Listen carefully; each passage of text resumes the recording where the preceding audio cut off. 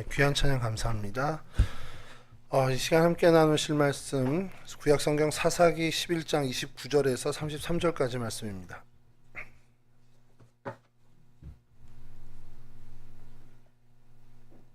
죄송합니다. 룻기 2장 17절에서 23절입니다. 죄송합니다. 룻기 2장 17절에서 23절입니다. 다른 데를 펴놓고 제가 엉뚱한 소리를 했네요. 저는 한 절씩 교독하겠습니다. 룻이 밭에서 저녁까지 줍고 그 주운 것을 떠니 보리가 한 에바쯤 되는지라.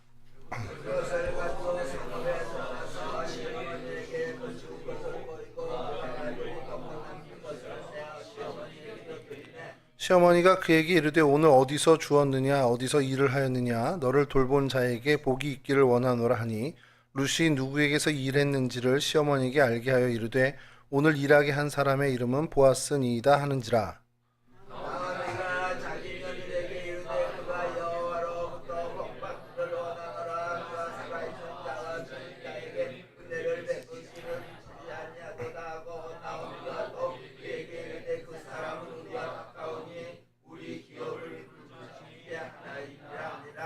모압 여인 룻이 이르되 그가 내게 또 이르기를 내 추수를 다 마치기까지 너는 내 소년들에게 가까이 있으라 하더이다 하니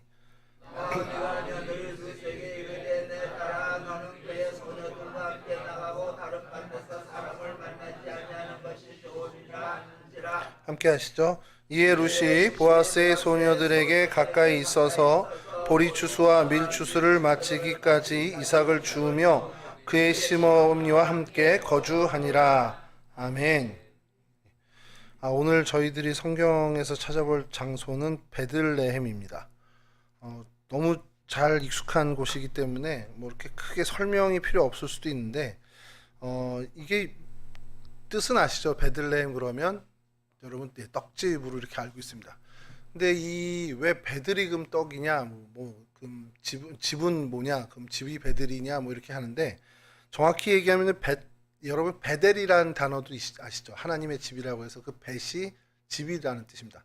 베데스다 그러면 벳에스다에서 은혜의 집 이렇게 되는데 베들레헴 역시 이 베트입니다. 베트라는 단어가 들어가고 그 뒤에 레헴이 들어와서 떡, 양식, 빵 이런 뜻을 가진 레헴과 앞에 집, 베트라는 것이 들어서 이제 빵집, 떡집, 뭐 음식집 뭐 이렇게 되는 거죠. 베들레헴이 원래 베들레헴은 아니었습니다. 원래 이 지명의 이름은 에브랏이라는 지명으로 불렸어요.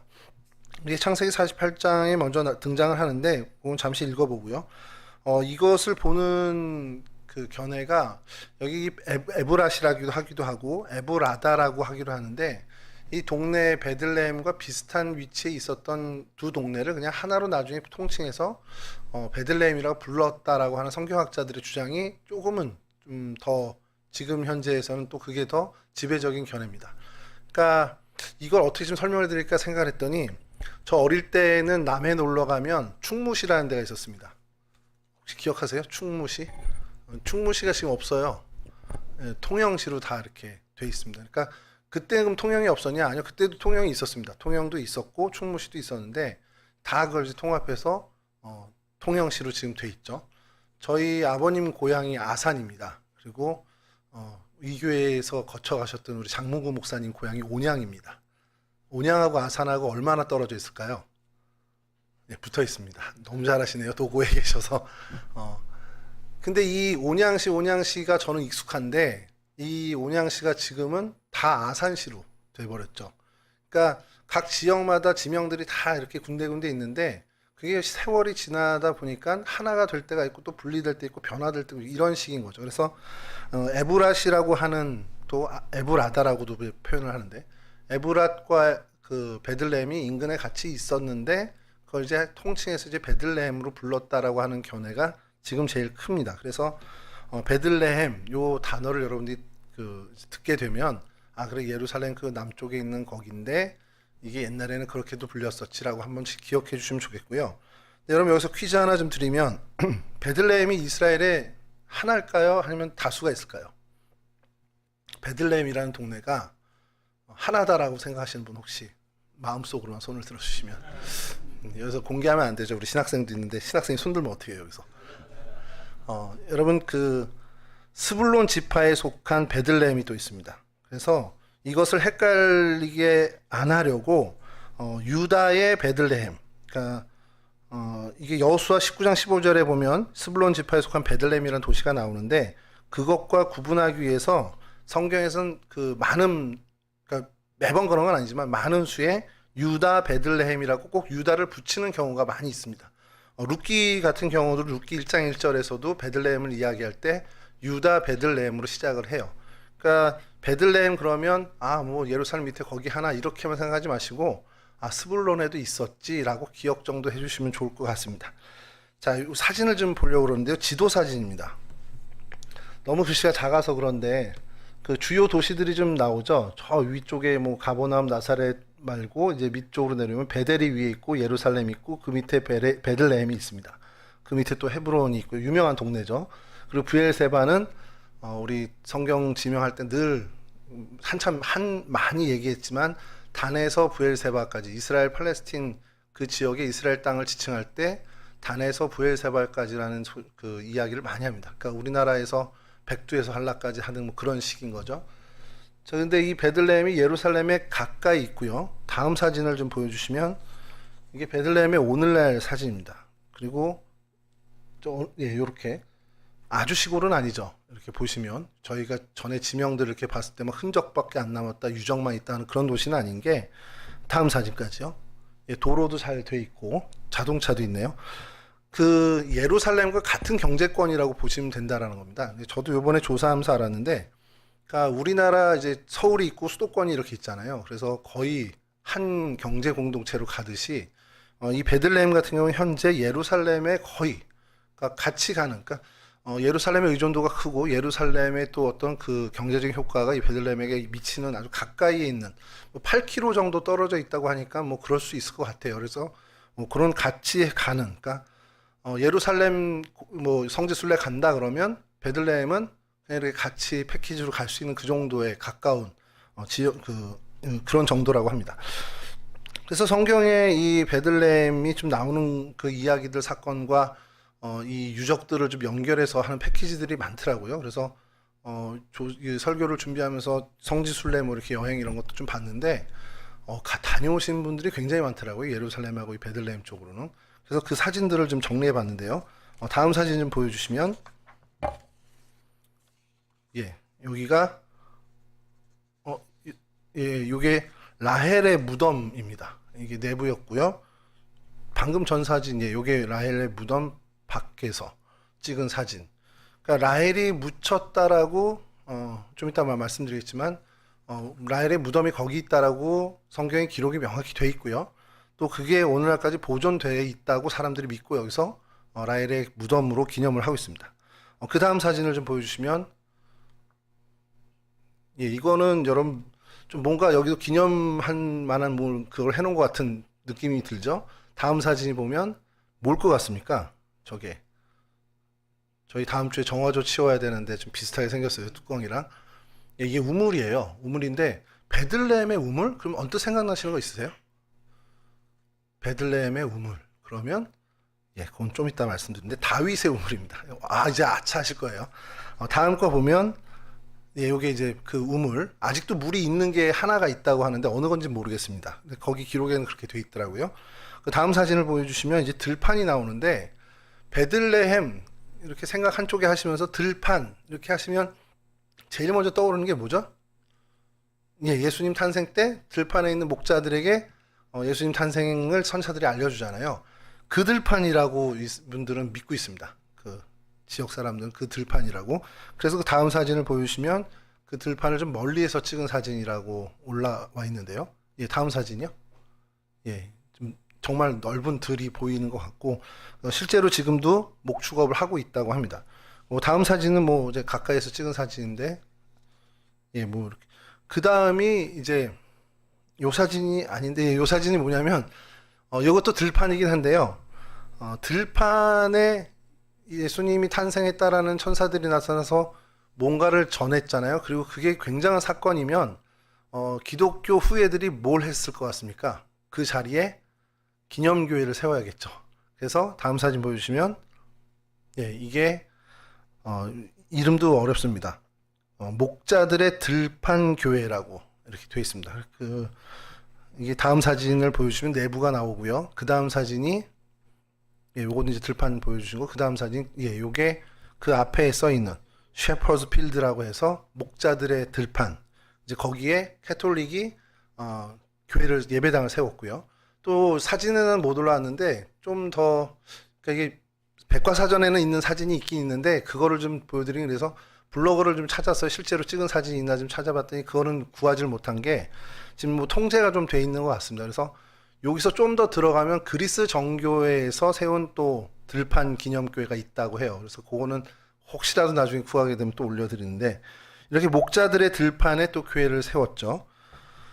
여기 요 사진들을 보면서 이제 저희들이 이 베들레헴에 별의별 일이 다 있었구나 이렇게 생각이 좀 드실 텐데요.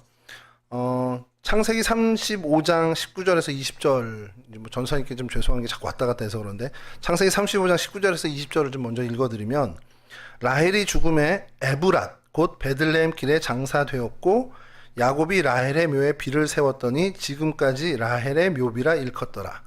이게 라헬이 죽어서 묻게 된, 그러니까 바다나라에서 돌아오면서 베냐민을 낳다가 죽은 라헬을 이제 그곳 그 길에서 묻었다라는 겁니다. 그래서 베들레헴이 성경에서 사실 제일 먼저 언급된 것은 이 부분이에요. 이 에브랏 이곳에서 이렇게 됐다라는 것 가장 먼저 언급이 되고요. 그다음에 창세기 48장 7절을 좀 띄워주시면요. 야곱이 다시 회상을 하면서 이야기합니다. 내게 대하여 내가 이전에 밧단에서 올라올 때에 라헬이 나를 따르는 도중 가나안 땅에서 죽었는데 그곳은 에브랏까지 길이 아직도 먼 곳이라. 내가 거기서 그를 에브랏 길에 장사하였느니라. 에브랏은 곧 베들레헴이라. 아주 명확하게 창세기에서 에브랏이 베들레헴 옛 이름임을 이야기하고 있습니다. 시편 기자는 또 이 에브랏을 이렇게 다 베들레헴에서 어떻게 이야기하냐면 시편 132편 5절에서 6절인데요. 여호와의 처소 곧 야곱의 전능자의 성막을 발견하기까지 하리라 하였나이다. 우리가 그것이 에브라다에 있다함을 들었더니 나무 밭에서 찾았도다. 그러니까 전능하신 하나님, 그러니까 야곱의 전능자의 성막을 발견하기까지 뭔가를 하는데 그게 어디 있냐고 자기들이 알고 있냐면 에브라다에 있다라고 들었다는 거예요. 그러니까 거룩하신 하나님의 전능자의 성막, 그 하나님의 집이 에브라다에 있다. 이렇게 들어서 이전 시편에서 132편에서 노래를 하죠. 그래서 하나님의 처소가 에브라다, 이 베들레헴에 있다라고까지 이 베들레헴이 그렇게 주목받던 그런 시절이 있었습니다. 또 이제 우리가 이제 아는 예수님 탄생에 관련돼서 미가서 5장 2절 너무도 유명한 말씀인데요. 베들레헴 에브라다야 너는 유다 족속 중에 작을지라도 이스라엘을 다스릴 자가 네게서 네게로 나올 것이라. 그의 근본은 상고에 영원에 있느니라. 예수 그리스도의 탄생을 예언하는 미가서에서 어디서 태어날 거냐? 베들레헴 에브라다. 이렇게, 에브라다는 아까 말씀드린 것처럼 같은 지명으로 불리기도 했고 또 그 안에 좀 작은 동네일 수도 있다라는 얘기를 하지만 어쨌든 같은 이름으로 보시면 됩니다. 성경에서 에브라다야 그러면 에브라다는 그냥 베들레헴을 지칭한다 생각하면 되는데요. 그럼 에브라다 사람들 그럼 베들레헴 사람들이고 베들레헴 사람들 그럼 그건 또 에브랏 사람들 이렇게 우리가 이해해도 문제는 없습니다. 그 미가서에서는 이 베들레헴에서 메시아가 탄생한다라는 것을 정확히 예언을 하고요. 그래서 그걸 근거로 마태복음 2장 6절에서는 또 미가서의 그것을 근거로 이 고을에서 예수께서 탄생하신 걸 이야기합니다. 마태복음 2장 6절은 또 유대 땅 베들레헴아 너는 유대 고을 중에서 가장 작지 아니하도다. 내게서 한 다스리는 자가 나와서 내 백성 이스라엘의 목자가 되리라 하였음이니라. 미가서의 내용을 재인용하면서 한 것이 바로 마태복음 2장 6절에서 등장하는 겁니다. 자, 이렇게 예수님이 탄생한 성취가 또 이루어지는데 뭐 아까 잠깐 우물 얘기를 드렸지만 뭐 여기에 뭐 예수님 탄생이 사실 제일 큰 사건이긴 합니다. 근데 다윗과 관련된 또 하나의 사건이 있는 것이 이제 다윗이 이곳에서 자랐다라는 것. 뭐 이건 우리가 너무 잘 알고 있죠. 그래서 사무엘상에 계속 보면은 사무엘에게 하나님이 너 이제 내가 사울 버렸으니까 새로운 왕 기름 부어야 되니까 너 저기 가서 베들레헴 사람 이새에게로 가라 이렇게 얘기합니다. 그러니까 이새를 또 정확히 베들레헴 사람이라고 지목을 하죠. 그리고 누가복음 2장 3절에서 5절을 또 보면 요건 좀 읽어드릴게요. 모든 사람이 호적하러 각각 고향으로 돌아가매 요셉도 다윗의 집 족속이므로 갈릴리 나사렛 동네에서 유대를 향하여 베들레헴이라 하는 다윗의 동네로 그 약혼한 마리아와 함께 호적하러 올라가니 마리아가 이미 잉태하였더라. 그러니까 호적하러 갈 때 가는 그 동네를 다윗의 동네라고 베들레헴을 지칭을 합니다. 그리고 누가복음 2장 11절에는 아예 좀 명확하게 천사들까지 이렇게 얘기죠. 오늘 다윗의 동네에 너희를 위하여 구주가 나셨으니 곧 그리스도 주시니라. 그러니까 베들레헴을 아예 다윗의 동네로 이렇게 지칭을 합니다. 그리고 오늘 저희가 읽었던 이 룻기의 이야기도 그 룻의 시어머니인 나오미, 그 나오미의 남편인 그 엘리멜렉도 사실 이 베들레헴이 그의 고향이라고 룻기에서도 정확히 이야기하고요. 그 다음에 또 요건 하나 좀 여러분 주목해서 좀 봤으면 좋겠는 게요. 사무엘 23장 16절인데요. 요거 좀 띄워주시면 새 용사가 블레셋 사람의 진영을 돌파하고 지나가서 베들레헴 성문 곁 우물물을 길어 가지고 다윗에게로 왔으나 다윗이 마시기를 기뻐하지 아니하고 그 물을 여호와께 부어드리며. 그러니까 아까 다윗의 우물이 다윗이 그 동네에 살아서 다윗이 우물을 길었다 뭐 그래서 다윗 우물이 된 게 아니고요. 이 사건 때문에 다윗의 우물로 거기가 사람들이 기념을 하게 되는 겁니다. 이 베들레헴이 성곽이 좀 견고했던 모양이에요. 그래서 블레셋이 거기를 차지하고 있었고, 이제 다윗과 이제 전쟁을 치르고 있는 중인데, 다윗이 그 우물 맛을 알잖아요. 이제 갈증이 있고, 어려서부터 자라왔던 동네의 우물 맛을 알기 때문에, 그것을 그냥 한탄하면서 그리워한 겁니다. 야, 내가 저 우물물을 먹고 싶은데 누가 좀 갔다 올 수 있나? 라는 어떤 혼잣말 하는 것처럼 됐는데, 이 다윗의 새 용사가 그 블레셋 사람의 진영을 뚫고 가서 그 우물, 그 물을 길어온 겁니다.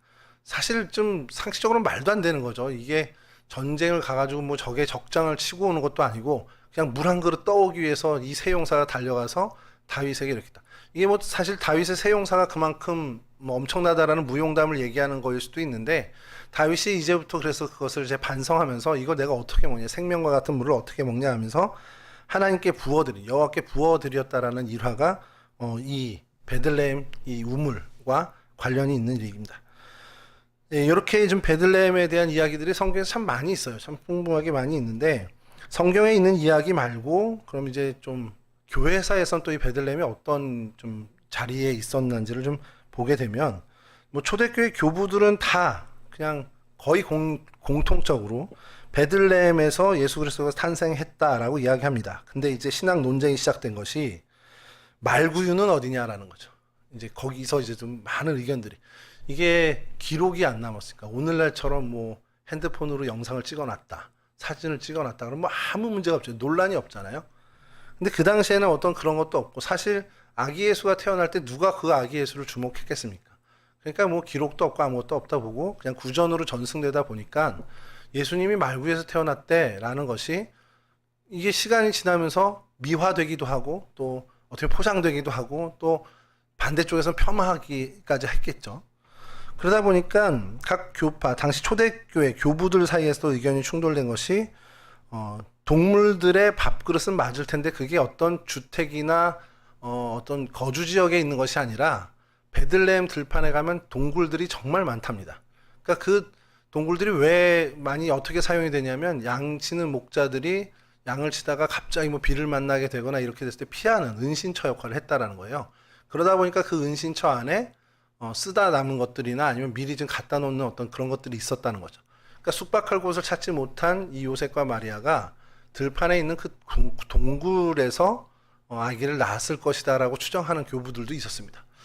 이게 되게 새롭죠. 저도 이번에 이거 조사하면서 야, 초대교회 이런 논쟁이 있었구나라는 생각이 저도 좀 새롭게 본 건데 그래서 이것들이 이제 뭐 나중에는 이제 다 정리돼서 이제 로마 카톨릭 그리고 또 정교회 이렇게 교단이 어떻게 이렇게 만들어지는 그 교회 공동체에서 자신들의 입장을 정돈하면서 이제 말구유 정확히 이제 거주 지역의 말구유 이런 식으로 정리가 됐다라는 겁니다. 실제로 교부들 사이에서는 이 베들레헴에 대한 이야기가 많이 있었고요. 자, 그 다음에 이제 이렇게 베들레헴에서 예수께서 탄생했으니 중요한 또 기념물을 사람들이 세워야겠죠. 예수님이 탄생했는데. 그래서 마지막 사진 두 장을 좀 보여주시면요. 저도 한번 가보고 싶다는 생각이 드는 게 굉장히 화려하더라고요. 그 사진 뭐 여러 올라오는데 지금 두 장밖에 못 보여드리겠지만 요게 외부고 다음 게 내부 사진입니다. 이게 예수탄생교회, 예수탄생 기념교회라고 하는데 다녀오신 분들이 저희 교회도 있는 걸로 제가 알고 있는데 이 교회가 지어지는 것도 좀 뭐 이렇게 굉장히 이야기들이 많더라고요.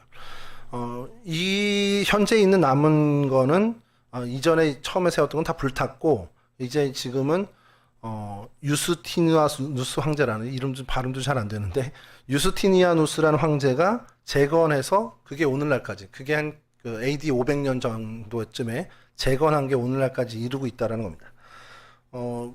처음에 세웠고 근데 로마에서 예수 그리스도 그러니까 기독교인을 핍박하면서 이거를 헐고 그 동굴이라 하는 것 위에다가 아리우스 신상을 세우고 근데 이제 콘스탄틴 황제가 기독교를 공인하면서 그 아리우스 신상을 치우고 예수 탄생 기념교회를 세우고 근데 그것이 여러 전쟁과 밀란과 이런 것으로 인해서 불타오르면서 파손이 되고 그래서 유스티니아누스 황제 때 와서 다시 재건을 하게 된 게 오늘날까지 이르게 됐다라는 거죠.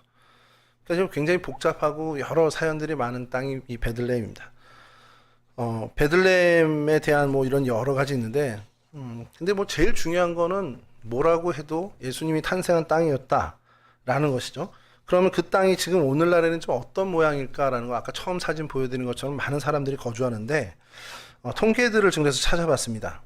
먼저 제일 처음에 베들레헴에 대해서 통계를 낸 게 1967년의 통계가 제일 최초의 통계인데 현대 베들레헴에 대해서는요. 이슬람인이 53.9% 거주하고 있었고요. 기독교인이 46.1%를 차지하는데 개신교인은 거의 없습니다. 거의 로마 카톨릭이나 정교회, 동방 정교회 그 사람들이죠. 자, 그것이 쭉 이제 지내오면서 최근에 2000년도에 들어와서 총 인구가 27,000명에 이르게 됐고요. 그래서 이게 가장 최신 통계인데 그 중에 기독교인이 55.5%. 그러니까 유대 땅에 기독교인이 유대교인이 아닌 기독교인이 55%를 넘는 땅이 흔치 않은데 이 베들레헴이 그런 곳이 되었습니다.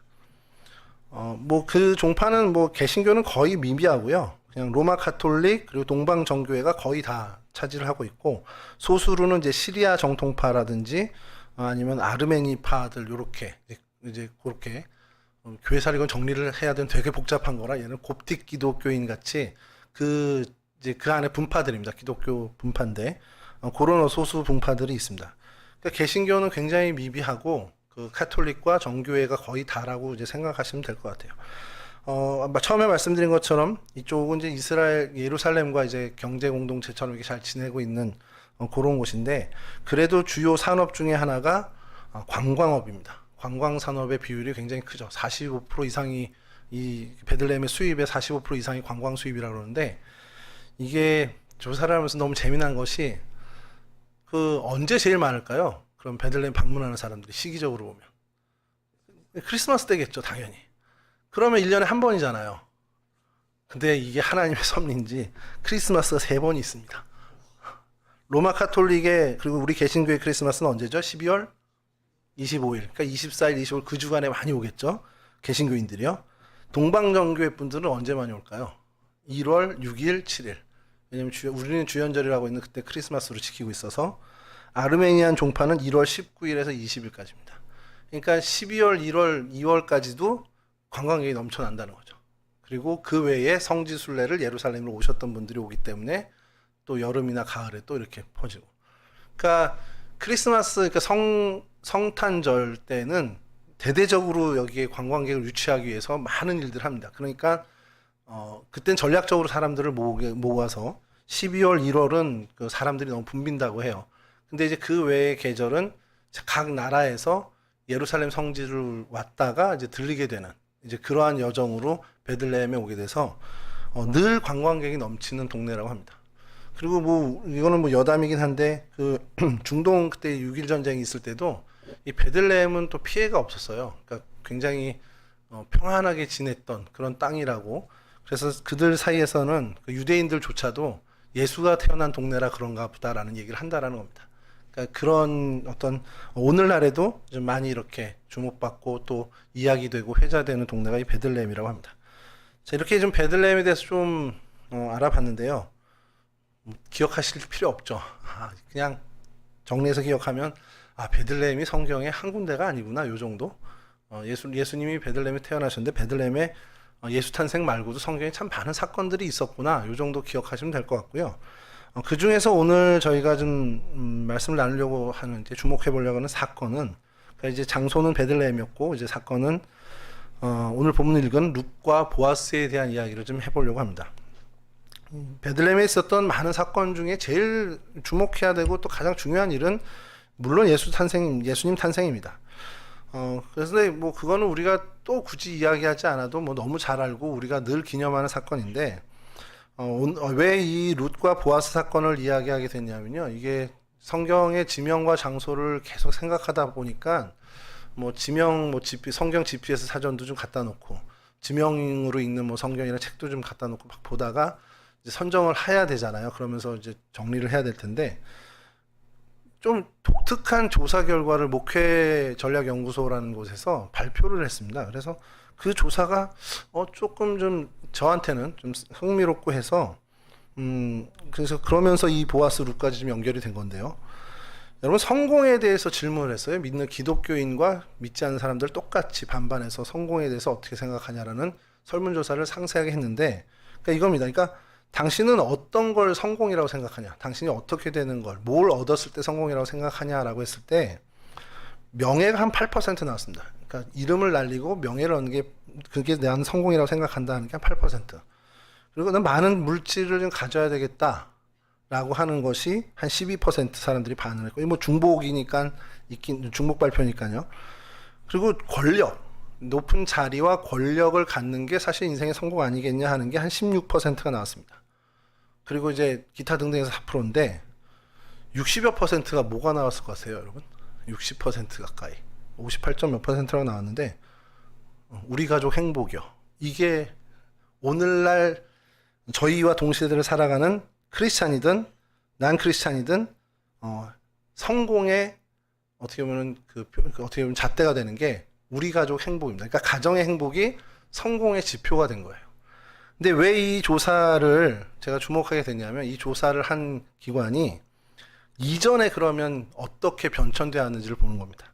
그러면서 이 기준을 나눈 게 산업화 이전, 그러니까 우리나라 경제발전 이전과 이후를 보고, 그리고 이제 오늘 2020년대를 한 건데, 경제발전 이전에 소위 성공이라고 이 땅에 살아가는 대한민국 사람들이 성공, 그럼 뭐였냐면 지위와 명예를 얻는, 소위 말해서 출세하는 게 성공이었습니다. 그러니까 이 출세를 위해서 아까 나머지들 있죠. 뭐 재산도 가족도 다 도구가 되는 거예요. 그러니까 지위와 명예를 얻기 위해선 우리 가족도 그거를 위해 내가 그걸 얻기 위해서 내 가족도 수단이 되는 거고, 내가 가진 돈도 내가 지위와 명예를 얻기 위해서 도구입니다. 이게 목적이 아니고. 그런 시절을 살다가 경제 발전이 된 이후에 조사를 한 결과는 압도적으로 성공은 돈이었습니다. 그러니까 내가 가진 지위를 가지고 돈을 벌어야 되는 거예요. 그러니까 그게 성공이니까. 돈이 성공이니까 내 가족들을 다 동원해서 어떻게 해도 돈을 버는 일로 이제 그 귀결을 시켜야 되는 겁니다. 그러니까 내가 가진 내 주변의 모든 걸 다 동원해서 어떻게 활용하든 다 도구 삼아서 내가 이루어야 되는 것은 부의 축적이었어요. 그게 경제발전 이후에 사람들이 생각하는 성공이었습니다. 그러니까 이해가 되는 거예요. 설명이 되는 거예요. 야, 저 사람은 저 좋은 자리, 저 교수라는 자리와 국회의원이라는 자리에서 왜 저렇게 비리를 벌여서 돈을 저렇게 탐했을까? 이게 설명이 되는 겁니다. 그게 성공이기 때문에 내 국회의원 자리든 내 무슨 관직이든 이걸 이용해서 돈을 벌어야 되는 겁니다. 왜냐하면 그게 성공이라. 근데 이제 바뀐 거예요. 이제 그게 바뀌어서 내 가족의 행복, 내 가정의 행복이 성공입니다. 그러다 보니 내가 가진 돈도 우리 가족을 위해서, 내가 가진 지위와 명예도 내 가족을 위해서 사용하게 되는 그런 시절이 온 거죠. 근데 여기서 좀 다른 것은, 뭐 크리스찬들이야 그 어떻게 보면 이걸 성경적, 또 복음적인 하나님의 말씀의 정신으로 그 도구들을 사용해서 가정의 행복을 추구하겠죠. 근데 이제 크리스찬이 아닌 사람들 중에는 올바르지 못한 생각을 가진 사람도 있을 겁니다. 우리 가족의 행복을 위해서 뭐 다른 사람들을 다 수단화시키고 내 가정의 행복만 지킨다면 다른 건 다 어찌되든 상관없는 그러한 모습으로도 갈 가능성이 있다는 거죠. 내 자녀, 우리 아이 아동학대 당하는 거, 이게 제일 중요한 거예요. 그러니까 선생님 당신이 어떻게 하는 건 중요하지 않고 그 사람이 어떤 힘든 일을 겪는 건 나한테는 아무 상관이 없는 것이 설명이 되는 시절이라는 겁니다. 자, 이 결과를 보면서 진짜 그러면 이것도 이제 바뀌겠죠. 언젠간 가정의 행복, 공동체의 행복, 이런 것들이 성공이라고 생각하는 생각들이 바뀔 수 있을 겁니다. 앞으로 시간이 지나서 세월이 지나면 어떻게든 또 바뀌겠죠. 그럼 오늘날 소위 말하는 크리스찬이든 크리스찬이 아니든 간에 현대를 살아간 사람들이 성공이라고 하는 것, 우리의 성공의 지향점은 가족의 행복입니다. 우리 가정의 평화입니다. 우리 공동체의 행복이 소위 말하는 우리의 성공입니다라고 할 때, 그럼 성경적으로 좀 그래도 바른 성공, 바른 어떤 방법으로 가정의 행복을 이루어야 되고 공동체 행복을 이루어야겠지 않겠냐라는 거예요. 그렇게 봤을 때 오늘 룻과 보아스를 좀 주목할 필요가 있다는 겁니다. 여러분, 오늘 본문 룻기의 시대는 사사시대입니다. 너무 잘 알고 있는 사사시대인데, 사사시대는 그냥 불안과 혼돈의 시대라고 생각하면 돼요. 하나님이 그때그때 맞춤한 사사를 세워서 하나님이 다스리시는 신정정치의 시절이었습니다만, 사사시대를 대표하는 시대의 어떤 흐름, 시대의 정서는 제 소견에 옳은 대로 행하였다가 그 시대 정신이었습니다. 그러니까 각자 내가 옳은 대로 살아간 게 이 사사시대의 어떻게 보면 시대 정신이었고 그런 형편의 모습이었죠. 이것은 모범적이고 그런 것이 아니라 정말 하나님의 생각과는 먼 거리가 있는 시대의 모습이었다고 보면 됩니다. 사람들이 각기 소견에 옳은 대로 생했던 그 시기에 룻 역시 그러한 시대를 살았고, 그러다 보니 그러한 시대 정신에 어떻게 보면은 그냥 자연스러운 거예요. 그게 내 생각대로 사는 게 자연스럽게 사는 거였을 겁니다. 그 룻 역시 그 인생의 어떤 그 모습을 보면 굉장히 좀 암울했던 모습을 우리가 보게 되죠. 룻의 그 초반 인생은 그냥 룻기 전체를 보면 이렇게 나옵니다. 기근, 가난, 이주, 죽음, 눈물, 슬픔 이런 단어들이 연속되는 그런 어떤 모습이고요. 룻기의 후반 배경은 좀 달라지는 것이 추수, 안식, 고향, 가족, 사랑 이런 단어들이 연상하는 이미지를 갖게 되는 거죠. 그래서 어떻게 보면은 이 룻기 전체의 배경처럼 후반에 가서 룻의 삶, 룻의 인생도 이런 어떤 기쁨과 감사, 어떤 결혼, 생명 탄생 이런 걸로 어떻게 보면은 좀 비극이 아닌 어떻게 보면 해피엔딩으로 이제 마감을 하게 되죠. 어떻게 보면 룻의 가정, 나오미와 먼저 있었던 가정, 나오미와 룻이 이뤘던 가정에 찾아온 불행은 우리가 너무 잘 알고 있죠. 그 불행한 가족이 나중에 룻과 보아스의 가정, 이루어질 가정이 되는 그 가정으로 해피엔딩으로 바뀌게 되는, 그러니까 불행한 인생이 행복한 인생으로 바뀌게 된 그 굉장한 전환이 있는 것이 이 룻기 내용입니다. 그러면 어떤 것이 이 불행을 행복으로 바꿨을까라는 것을 저희가 좀 찾아볼 필요가 있다는 거죠. 나오미, 룻, 그리고 보아스 이 세 명은 서로 피 한 방울 섞이지 않은 사람들이었습니다. 근데 이들의 그 관계에서 전혀 새로운 공동체, 가정이라고 할 수도 있고요. 전혀 새로운 그 모습의 공동체가 생겨나게 되죠. 이들의 어떤 혈연 관계도 없고 아무것도 없는데 그들의 어떠한 관계 때문에 이렇게 생겨났냐라는 것을 저희가 보자라는 겁니다. 이미 이루어진 가정이죠. 그 나오미와 룻의 가정에서, 그리고 그들이 겪었던 그 불행에서 이제 이루어질 가정인 롯과 보아스의 가정, 행복한 그 가정의 모습으로 건너가게 되는 그때에 그 사이에 무엇이 있었길래 이 불행이 행복으로 전환될 수 있냐라는 거죠. 룻기 내용은 다 아시니까 시간 관계상 빨리빨리 그냥 지나가면요. 유대 땅 베들레헴, 아까 얘기한 그 엘리멜렉의 동네, 나오미 남편의 동네입니다.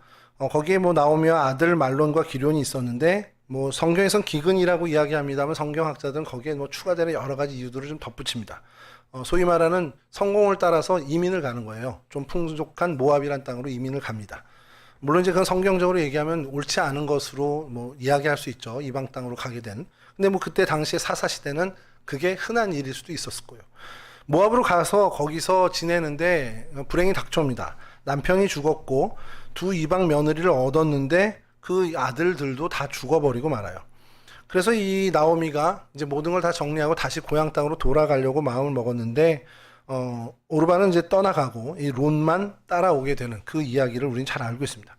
자, 베들레헴에 돌아왔는데 형편이 나아진 게 아니죠. 빈손으로 돌아왔으니까 형편이 안 좋았습니다. 그리고 돌아왔다고 해서 남은 재산을 여기다가 놔두고 간 것도 아니고 다 정리하고 갔기 때문에 도와줄 사람조차도 사실 없었던 상황이었고요.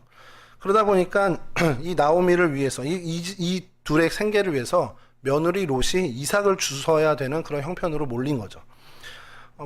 말씀드렸지만 치안 상황도 법과 제도도 정말 그 형편없었던 시절이 사사시대다 보니까 여인네가 나가서 이삭을 줍는다라는 것이 사실 쉬운 건 아닙니다. 율법에도 있고 하지만 쉬운 일은 아닌데 그것을 해야만 하는 상황으로 내몰린 거죠. 그래서 어쩔 수 없이 형편이 그래서 롯이 일할 수밖에 없는 상황이었고요. 이러한 모습을 보면서 이게 롯이 시어머니를 위해서 이렇게까지 해야 되나라는 생각을 저희가 할 수 있습니다. 근데 이 둘 사이의 그 관계가 그러한 모습으로 그런 어떤 사랑과 배려의 관계가 이미 형성이 되었다는 것이죠. 사랑과 의무로 롯은 용감한 선택을 했고요. 이 작은 일이라고 할 수 있지만 정말 할 수 있는 유일한 이 일을 통해서 정말 우리의 시각으로는 굉장히 작은 일일 수 있는데 하나님은 하나님의 역사를 시작하셨다라는 겁니다. 롯이 우연하게 들른 곳이 나오미 남편 엘리멜렉의 친족인 보아스의 밭이었어요. 고엘 제도라고 이제 그 기업을 물을 자라는 뜻의 단어가 고엘인데 여러분 이 고엘 제도가 이스라엘에게 있었죠. 그것이 레위기 25장 25절인데요. 요거 좀 띄워주시면 레위기 25장 25절입니다. 만일 내 형제가 가난하여 그의 기업 중에서 얼마를 팔았으면 그에게 가까운 기업 물을 자가 와서 그의 형제가 판 것을 물을 것이요. 돈이 너무 없어서 우리 집을 팔았어요. 그러니까 이를 팔으니까 완전히 이제 몰락하게 된 거예요. 그럼 어떻게 해야 되냐? 하나님이 이렇게 얘기합니다. 기업 물을 자 고엘이 찾아가서 그 집안의 고엘이 찾아가서 그 값을 주고 다시 사주라는 거예요. 그게 고엘 제도입니다. 그러니까 기업 물을 자라는 거죠. 팔았는데 너무 그게 형편이 어려워지고 이 집이 정말 어떻게 보면 멸절될 것 같다라는 위기라면 제일 가까운 기업 물을 자가 와서 그것을 다 회복시켜 줘야 되는 겁니다. 안 되면 이제 신발 던져 난 안 할래 이렇게 하고 그 다음 사람을 가는 거죠. 여기 롯기에 잘 나오는 것처럼요. 자, 그런 우연인지 모르지만 이렇게 하나님께서 섭리해서 이 고엘이 되는 보아스의 집에 그 밭에 가서 이삭을 줍게 되었습니다. 근데 롯이 하루에 얼만큼 이삭을 주었냐? 한 에바라고 하면 오늘날 20리터, 그러니까 19점 몇 리터 정도, 20리터라고 생각하면 되신데 매일매일 20리터의 여러분 알곡을 주워왔다고 생각하면 저희보다 잘 사는 거죠. 지금 저희들보다 더 잘 먹고 살 수 있는 그런 형편일 수 있습니다. 하여튼 그렇게 긍휼을 베풀어 준 겁니다. 이 일로 인해서 나오미도 롯도 끼니 걱정을 이제 안 하게 됐을 거예요. 안 하게 됐는데 근데 나오미에게 있어서 이게 밥 먹고 살게 됐으니까 됐다 하는 게 아니잖아요. 이게 롯을 보면 계속 마음이 안 좋았을 겁니다. 왜냐하면 이미 이 둘은 사랑과 배려의 관계가 형성돼 있기 때문에. 그러니까 롯을 볼 때마다 마음이 계속 아픈 새끼손가락이겠죠. 그러면서 그가 결단을 한 것이 롯을 보아스에게 시집 보내기로 작정을 하죠. 그리고 치밀하게 그것을 이어가서 성공을 합니다, 사실. 왜냐면 그 기업을 물을 수 있는 보아스, 이건 너무도 명분도 좋았죠. 기업 물을 자가 보아스였으니까 이건 굉장히 나오미가 볼 때는 맞는 선택이었습니다. 결과는 잘 됐죠. 보아스가 결국 기업 물을 자, 그 고엘이 돼서 롯을 아내로 맞이하게 됐습니다. 이렇게 해서 보아스는 정당한 법적 절차를 통해서 엘리멜렉의 기업을 물으는 사람이 됐고, 이제 롯에게서 다윗 왕의 할아버지인 오벳을 낳게 되고, 또 2세 다윗으로 이루어지는 계보, 다윗 가계, 그리고 더 멀게는 그리스도의 그 계보를 이루는데 쓰임받는 가정을 만들게 되었습니다. 비극으로 끝날 수 있었던 얘기가 해피엔딩으로 끝나게 된 거죠. 롯기 전체의 내용은 그렇게 됩니다. 이렇게 그냥 한 가정이 흔적도 없이 사라질 수 있고 그냥 무의미하게 없어질 수 있었던 그 일이 하나님이 개입하셔서, 근데 하나님이 뭔가를 사용해 개입하셨더니 이렇게 해피엔딩으로 끝났어라는 것이 롯기 내용이에요. 이미 있는 가정과 앞으로 이룰 가정, 이 두 가정을 하나님이 사용하셨다라고 보면 됩니다. 그 안에 뭐가 있었냐? 그 가정 안에, 이미 있는 가정 안에도, 그리고 이루어질 가정의 그 가족 간에도 서로 배려가 있었고, 온정이 있었고, 긍휼이 있었습니다.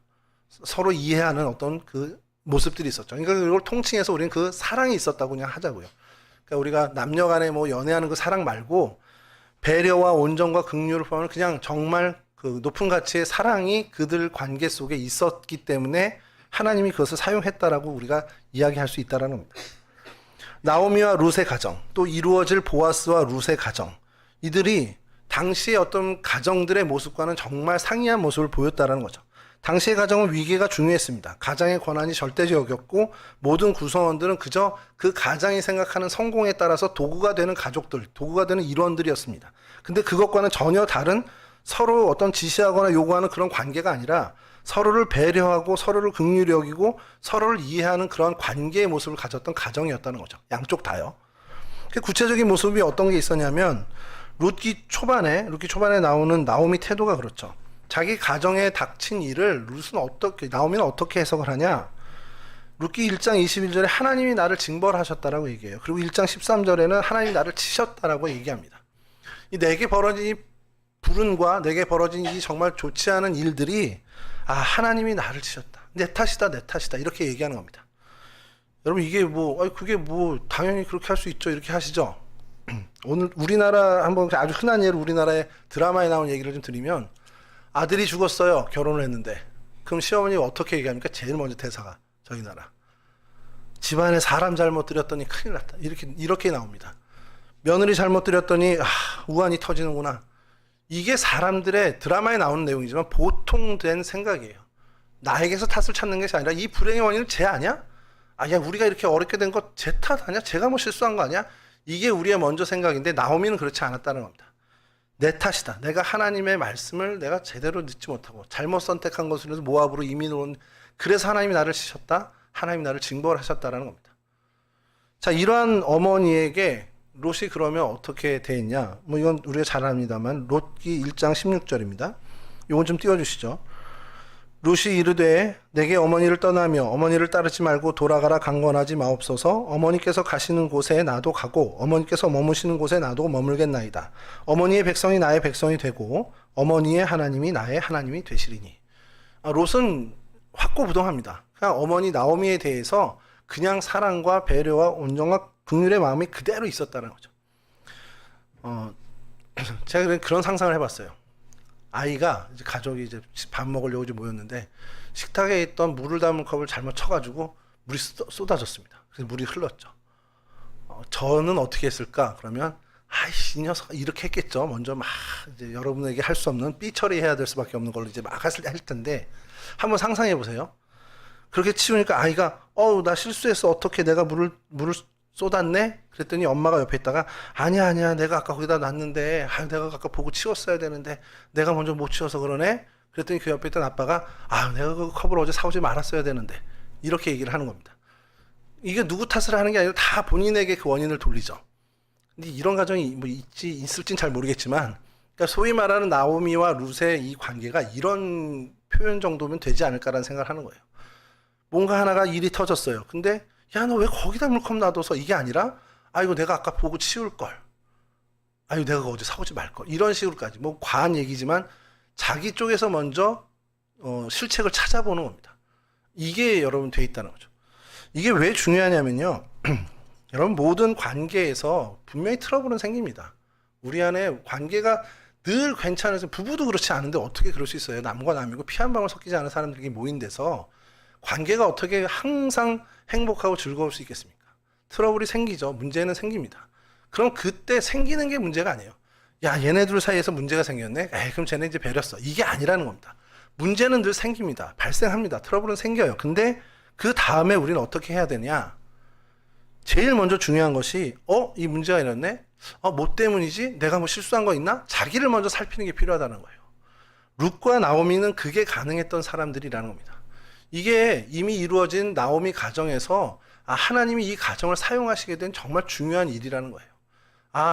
상대에게가 아니라 나를 먼저 살피는 소위 나의 소위를 먼저 살피는 그러한 신앙, 그게 오늘 우리에게 필요하다라는 것을 이 나오미 가정을 보면서 저희가 보게 된다는 겁니다. 그럼 그 다음에 보아스와 이제 이룰 가정이죠. 롯의 가정에서 어떤 모습이 보였느냐? 말씀드렸던 것처럼 20리터를 가져가요. 룻기 2장 15절 17절 다시 한번 좀 읽어드리겠습니다.